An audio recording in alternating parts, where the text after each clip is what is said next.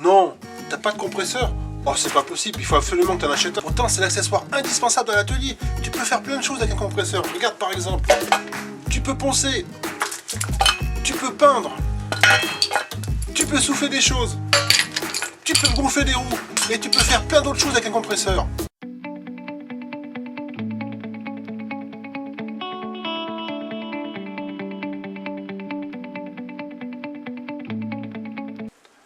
Salut les amis, donc aujourd'hui nouvelle vidéo, on va parler comment choisir son compresseur. Donc il y a plusieurs critères à prendre en compte, notamment la taille de la cuve, la puissance, l'utilisation qu'on en fait, si c'est un usage domestique ou petit bricolage ou usage professionnel. Donc on va voir tout ça dans cette vidéo, je vais vous expliquer tout ça en détail et aussi on fera un petit tour vite fait pour l'entretien de ce genre de compresseur. Allez, c'est parti! Donc je vais commencer par le présenter. C'est un modèle de la marque Prodif, modèle Super 50. Donc Super 50 forcément c'est un 50 litres. Donc c'est un modèle monocylindre, donc avec un bloc en alu, donc tout ce qu'il y a de plus basique. Donc on va s'intéresser un petit peu au fonctionnement du compresseur. Donc c'est tout bête, lorsque je l'ai branché dans une prise 16 A de 230 volts, j'actionne ce petit bouton pour tirer, pour le mettre en route. Et c'est cette commande, le pressostat, qui va mettre en route le moteur électrique qui est juste derrière dans ce gros cache en plastique. Ce qui va avoir pour action d'entraîner le piston qui est dans ce cylindre. Ce qui fait que ce piston va commencer à faire comme ça. Et vous avez un petit tuyau qui est là. On ne voit pas, il est branché sur ce piston, qui arrive là et qui est branché sur la cuve. Donc, ce qui fait que ce piston va avoir effet de compresser l'air dans la cuve pour atteindre la pression qu'on veut. Donc si vous remarquez bien, il y a un petit tuyau qui est branché sur le pressostat. C'est pour indiquer la pression de la cuve par rapport au pressostat, pour qu'il puisse s'éteindre quand la pression voulue est atteinte. Donc c'est automatique, il n'y a rien à faire, ça s'éteint. Donc j'ai calculé, il faut à peu près 3 minutes 27 pour qu'il arrive à s'éteindre avec la pression normale, je dirais, d'utilisation dans le compresseur. Donc il existe comme celui-ci des modèles avec cuve de 50 litres. Mais il faut savoir qu'il y a des cuves plus grosses, ou plus petites d'ailleurs, on a des 24 litres aussi. Mais aussi plus grosses, ça va de 150, on va dire 100, 150, il y a 200 litres aussi. Donc suivant vos besoins, vous pouvez choisir la cuve adaptée à vos besoins, suivant ce que vous faites. Donc ensuite, on va parler du volume d'air aspiré et du volume d'air restitué. Donc le volume d'air aspiré, c'est le volume d'air qui est aspiré par ce petit filtre à air. Quand le compresseur compresse, aspire l'air ambiant, pour pouvoir faire la pression dans la cuve. Et le volume d'air restitué, c'est ce qui sera restitué au niveau du branchement des appareils pneumatiques. Donc c'est important de savoir combien de litres par minute votre appareil pneumatique consomme. C'est-à-dire que celui-ci, il va restituer 125 litres par minute. Si votre appareil pneumatique consomme, je sais pas moi, 200 litres par minute, votre compresseur va constamment se remettre en route. Et ça, c'est pas très bon. Donc il faut faire attention à l'utilisation qu'on fait par rapport à des petits compresseurs comme ça. Donc ça va aussi pour une ponceuse, ça peut aller pour un pistolet à peinture aussi qui consomme beaucoup d'air, pour un marteau burineur, enfin tous ces trucs qui consomment de l'air.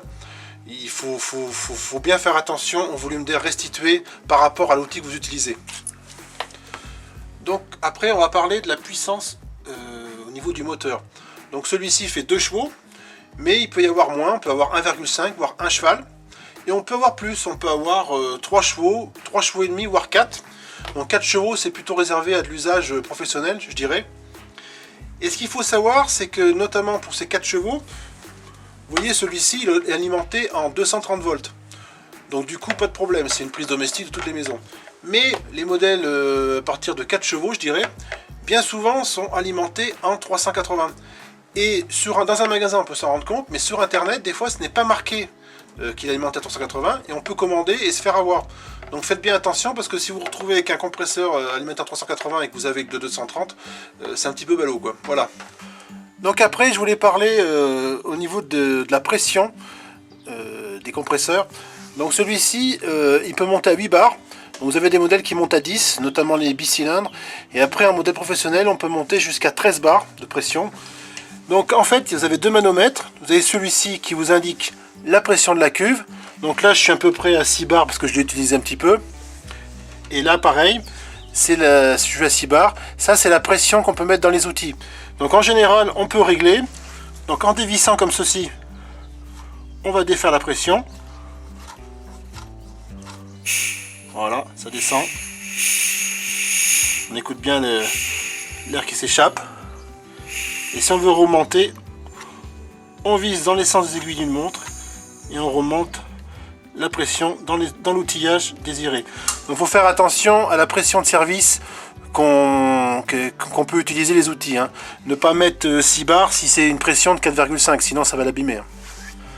Donc sur ces modèles là aussi, enfin la plupart des modèles maintenant, on a une petite soupape de sécurité au cas où par exemple le pressostat aurait une défaillance et que la montée en pression de la cuve serait trop importante.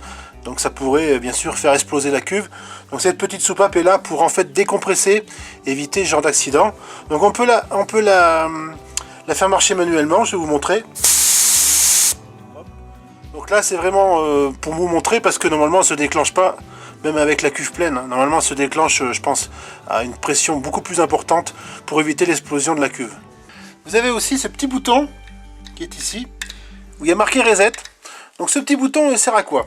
Il sert que si le moteur par exemple surchauffe, vous faites une utilisation intensive d'un outil, puis en fait il n'est pas adapté à votre compresseur, c'est-à-dire que le compresseur tourne tout le temps.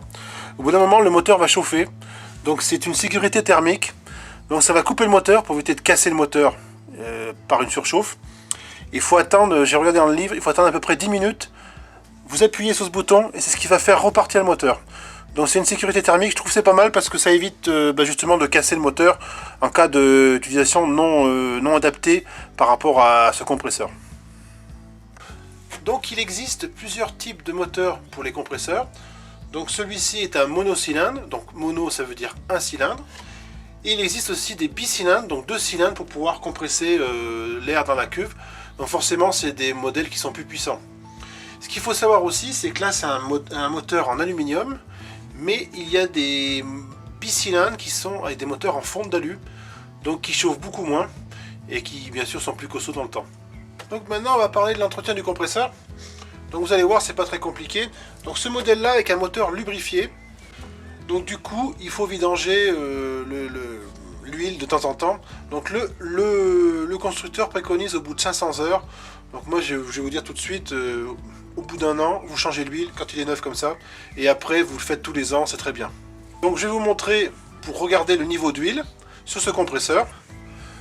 Donc voilà le fameux petit cadran transparent pour pouvoir contrôler le niveau d'huile. Donc vous voyez qu'en fait là je suis à peu près au milieu. Donc il ne faut pas dépasser la hauteur de ce petit rond rouge en niveau d'huile. Donc c'est plutôt pas mal. Donc là je suis au milieu, donc je suis très bien. Donc au niveau de l'huile, vous prenez ce genre de truc. Donc ça c'est la marque Michelin. Ça existe aussi chez Make-A-Faire. Après les autres marques je les connais pas. Donc voilà, c'est un bidon de 2 litres. Donc normalement vous avez besoin de à peu près 0,5 litres. Hein. J'ai pas regardé sur la notice du constructeur. Mais 1,5 litre ça suffit. Donc là pour le coup j'en ai pour 3 fois. Donc j'en ai largement suffisant. Donc n'oubliez pas de faire ça une fois par an. C'est très important. Donc après on va parler aussi de l'entretien au niveau du filtre à air. Donc ça vous pouvez le faire une fois par mois. Hein. Donc c'est ce qui permet, vous savez, je ne sais pas si vous vous rappelez, ça permet de filtrer l'air dans le cylindre qui pompe l'air pour faire la pression dans la cuve. Donc vous le démontez comme ceci. Alors, vous allez voir, c'est vraiment enfantin. Voilà, faut pas que je perde la vis papillon. Voilà, on enlève ça. Voilà, c'est cette petite mousse à nettoyer. C'est ce qui permet de filtrer l'air qui arrive, l'air ambiant dans le cylindre. Donc ça, ce que vous faites avant, vous mettez en pression votre compresseur et après vous le soufflez avec votre propre compresseur. Donc c'est vraiment pas compliqué. Et après vous le remettez, tac, comme ça. Voilà. Là il a un peu de saleté parce que je l'ai mis par terre. Voilà, et vous revissez. Donc ça, une fois par mois, c'est largement suffisant. Donc après, il y a un truc qui est très important, c'est quand vous l'utilisez, vous le faites gonfler tout, vous l'utilisez normalement, après chaque utilisation, ne pas laisser la cuve sous pression. Donc pour cela, vous avez une petite purge qui est là en dessous. Donc vous dévissez et vous purgez votre compresseur systématiquement après chaque utilisation. Ne laissez pas un compresseur en pression tout le temps, me dire bon je le rebranche et il va redémarrer. Purgez-le à chaque fois, c'est très important, ça n'abîmera pas votre cuve et ça sera un gain de longévité dans le temps. Donc vous avez une petite purge là qui est en dessous.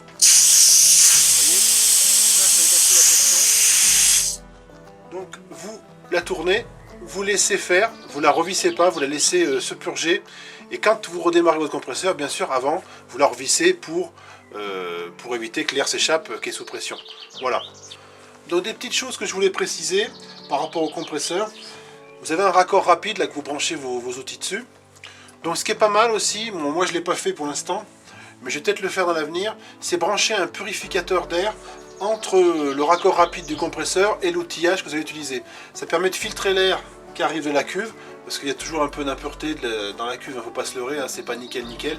Et puis ça évite des petits problèmes au niveau des outils, ça peut les endommager éventuellement. Il y a aussi un autre truc, bon, c'est pas le cas sur ce modèle là, les modèles à courroie de compresseur, de temps en temps, retendez la courroie, c'est pas souvent que ça arrive, mais vérifiez au moins une fois par an que la courroie soit bien tendue pour bien entraîner le moteur électrique ainsi que le piston. C'est très important. Donc voilà, cette vidéo est terminée. Donc je tenais à remercier le site manomano.fr qui m'a envoyé gracieusement ce petit compresseur. Donc je vous mettrai le lien en dessous de la vidéo pour que vous puissiez voir les caractéristiques de ce compresseur. Donc si la vidéo vous a plu, pensez à mettre un petit pouce bleu.